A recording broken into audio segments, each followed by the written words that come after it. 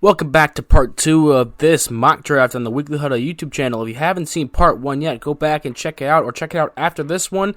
Right now, we're going to be diving right into picks 17 through 32. And this is a reminder, as always, to go follow us on social media and hit that subscribe button. Get close to 100, and we got something special planned for when we do hit there.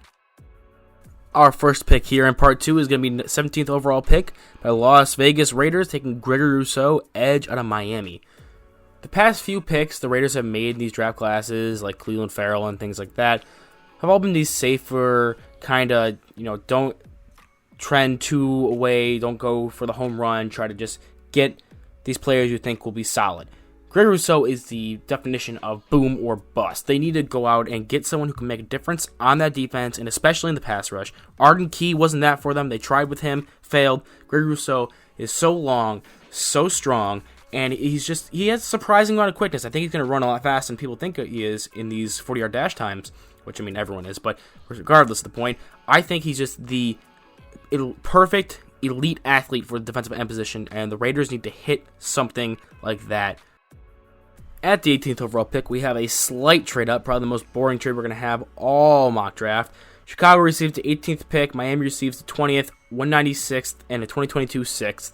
And Chicago uses that to jump Washington to grab Mac Jones, quarterback out of Alabama. Mac Jones has the potential to be this Tom Brady-type quarterback who can maneuver on the pocket and distribute the ball to his playmakers. And the Bears have some good playmakers. They're probably going to franchise tag Allen Robinson. They have Javon Wims. They have Riley Ridley. They have Anthony Miller. They have a decent amount of people who are good pass catchers on the team. Plus, they have those running backs. You can establish a strong running game and have someone who can distribute the ball to those playmakers. That's what Mac Jones is. That's what Chicago needs to do, and they need to jump Washington before Washington can come up and grab them. And after getting jumped at 19, the Washington football team is going to take Elijah Vera-Tucker, guard/tackle out of USC. They do need help at wide receiver, but this is such a deep wide receiver class. I think they can find someone later in the second or third round to come in and be that number 2 guy next to Terry McLaurin. They don't get Mac Jones here, so they probably should look to free agency or trade to get a quarterback to bring in. And I just like Vera-Tucker here. He's very versatile. He played tackle this past season at USC, but he has the potential to be an all-pro guard. And I think that's where he's going to end up playing in the NFL.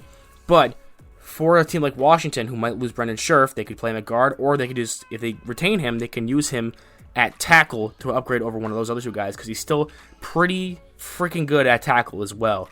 So he brings that versatility and talent to the offensive line that you can use to cover for free agent losses, free up some cap space, or upgrade overall.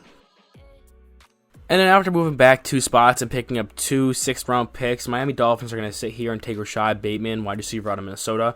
Maybe a little higher than I would have liked him going, but they don't have many other needs that are pressing right away that fit the value here. I think that adding someone opposite of Devonta Parker and then giving that team more weapons, again, going back to one of the phrases I'm going to use a lot for this group of younger quarterbacks, is isolating the variable. You want to isolate the variable and make it so that way the quarterback is the reason the offense is failing, and then you know that you have to move on. Right now, Tua isn't in the best spot in the organization, and isolating that variable with someone who can work the middle of the field and complement Devonta Parker's downfield, physical kind of play style. And at pick number 21, the Indianapolis Colts stay put, and they grab J.C. Horn, cornerback out of South Carolina. I believe the Colts are going to target offensive tackle in free agency. Now that people like Bobby Macy, Cam Robinson are probably going to hit the market, they can target people like that. But the reason I have them taking J.C. Horn is he's a strong, long, physical corner who just ran a 4.40 40-yard dash time, according to Matt Miller on Twitter, which is insane. So not only is he super physical and actually kind of shut Kyle Pitts down a little bit in their game against Florida, now he shows he has the speed to keep up with those faster, quicker receivers. And this would be a great replacement for Xavier Rhodes if he's gone after this year or in the future when he does leave, and just having to rebuild that secondary to try to match what you have up front with DeForest Buckner. Next up at 22, we got the Tennessee Titans, who are in desperate, dire need of some pass rush, and I think Jalen Phillips is the pick here. He's actually my number 1 pass rusher in this entire draft class. He did have some scares with concussions when he was playing at UCLA, but he came back to Miami, kept himself healthy. There are some new kind of techniques and things like that keep your body healthy, especially with concussions and things like that. If you change your diet and protecting yourself and how to play in the game without using your head and things like that. So I feel like the environment's changing to help allow him to have that kind of a career that he probably wouldn't have had if you just left it after UCLA. He is great with speed, quickness, hands, everything like that. Something that they were trying to get away from by getting someone who's bigger, stronger, on the opposite of Harold Landry with like a Jadeveon Clowney and things like that. I think they should go with Jalen Phillips, and he would just be an instant 9-sack contributor to them as long as he stays healthy, and which I think he will be able to. At 23, the Jets are going to grab Jalen Mayfield, kind of a more raw prospect in the mold of like a Mekhi Becton, maybe not as large and physically imposing, but another offensive tackle who showed great flashes in college, but probably needs another year of starts before he reaches his full potential, which they've already done with Becton, and that they can plug him in at right tackle, which is where he played at Michigan. Then you have two young, developing, hopefully studs at tackle positions for Zach Wilson when he finally gets a start, if he doesn't start right away. And you're going to need that in a division where now the Patriots have Zaven Collins coming off the edge, the Dolphins have decent edge rushers, and the Bills are going to hopefully upgrade theirs in this offseason. So you need to be able to protect your quarterback once you get him and not let him get rattled and protect him at all costs, because you do not want another Sam Darnold situation happening. Now this is a trade I think makes sense for both teams participating in it. The Buffalo Bills are now on the clock at 24 as they receive the 24th overall pick. Pittsburgh receives the 30th, 145th, and a 2022 third. Now, the Bills are going to move up to grab Jeremiah Owusu-Koramoah, a linebacker out of Notre Dame. He is great in coverage, would man up one-on-one with slot wide receivers and win those reps. And he can come down the line of scrimmage, scrape, and make those tackles from the backside of play. He has silent speed. He's one of my most underrated players in this draft class, and people still think of him pretty highly. I think he's like top 10 player, but just from the needs and other players being available for other teams' needs, I think he falls a little bit this draft. And the Bills have been aggressive to go up and get their linebacker like they did with Tremaine Edmonds, so I think they can do that here. And it makes sense for the Steelers because they move down here, pick up some more picks, and their guy they're going to draft, spoilers, is going to be there when they're picking again. And now they're basically screwing over the Browns, who picked 2 picks behind them, a division rival, from getting a linebacker, which they really need. So the Steelers are screwing over a division rival, picking more picks, getting the guy they were going to get anyway. The Bills get to come up, get their new stud at weak side linebacker. And now Arizona's finally on the board at 25, and they choose Asante Samuel Jr., cornerback out of Florida State. This guy is getting kind of slept on. He's really solid in man and zone with his quick feet and things like that. So I feel like he is getting kind of looked over when it comes over with the cornerback class. And that's the kind of guy that the Cardinals will need in that hybrid man-zone cover scheme once they lose Patrick Peterson. They have Byron Murphy. Samuel can come in, be their number 2, and will probably play some solid ball and get to the point where they're going to have 2 genuine number 1 corners on that defense, which they could be using because right now they're just winning shootouts and aren't really winning games with their defense, but in addition to J.J. Watt, in addition with a corner like this, they're going to start to look to do that. This right here is a slam dunk pick at number 26. Cleveland Browns are getting Kwity Paye.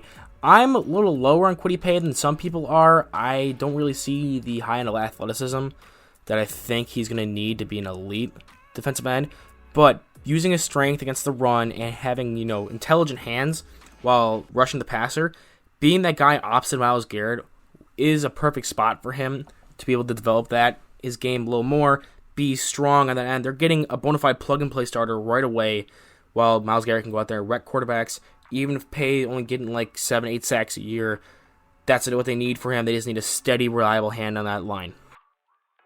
At 27, Baltimore Ravens take center Creed Humphrey out of Oklahoma. Best center in this draft class so far, from what my evaluations tell me, and it's probably not going to change.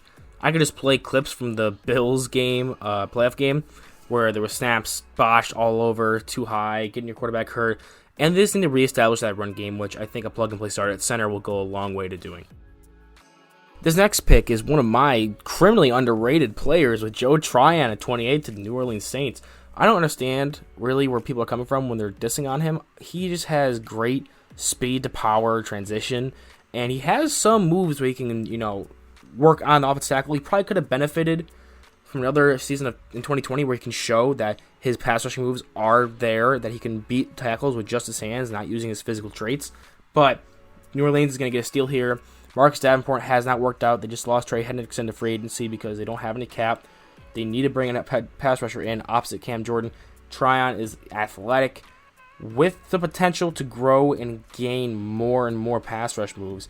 And I think even if you want to start Davenport for one more year, you can have Tryon behind him. Second year, he's going to come out and get you do like what Trey Hendrickson did. Came in off the bench, got 11.5 sacks. Is just an instant contributor. Even if he has to sit 1 year, he will make it worth it.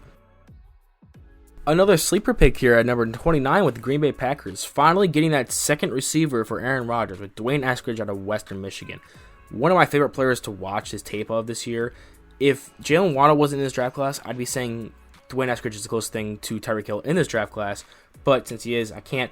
But you can tell with that comparison, he's a really great talent. Returner, speed, quickness. Get the ball in his hands, he just makes it work. Opposed to Devontae Adams, who's more of a deep threat, big body, route runner kind of guy.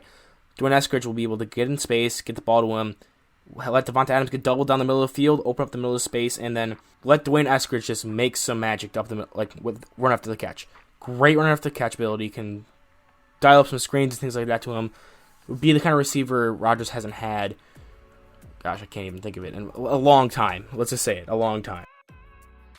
Now, the Steelers at number 30 here after moving down, they pick up Najee Harris, a running back who brings the power, brings the mean streak, brings all of this thing that the Steelers offense was lacking last year with that run game, and he also helps with the receiver out the backfield if you do want to continue feeding Ben the ball.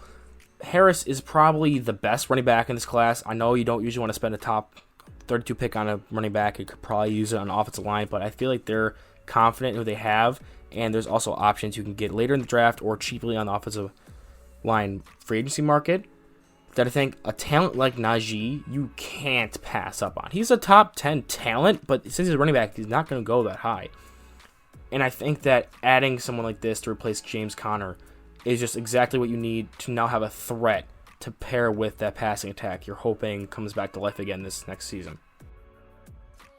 At 31, we got Kansas City Chiefs, the runners-up in the Super Bowl, taking Liam Eichenberg, offensive tackle out of Notre Dame.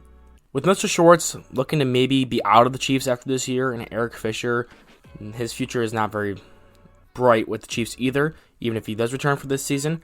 They need to start upgrading the offensive tackle, protect their golden goose and Patrick Mahomes. Eichenberg is a pro-ready NFL offensive tackle who his best traits maybe aren't pass protecting, but he'll come in and be an immediate help to that running game, which they'll need to help balance out that offense with Mahomes, take some pressure off of him. But he is serviceable in pass protection. Don't get that wrong. He's still a first-round pick, offensive tackle, no doubt. It's just that he's going to help in the run immediately more than the pass, but that's also why he's in the back half of the first. He has a lot of room to grow, though, so don't be taken aback by this pick thinking, oh, this is going to be... they're going to get Patrick Mahomes killed. No, he'll come in, do what Mitchell Schwartz did, and then continue to grow better, then probably take over at left tackle afterwards. And our final pick of this first round mock draft is going to be Quincy Roche, edge out of Miami, to the Tampa Bay Buccaneers. When I was watching Quincy Roche's tape,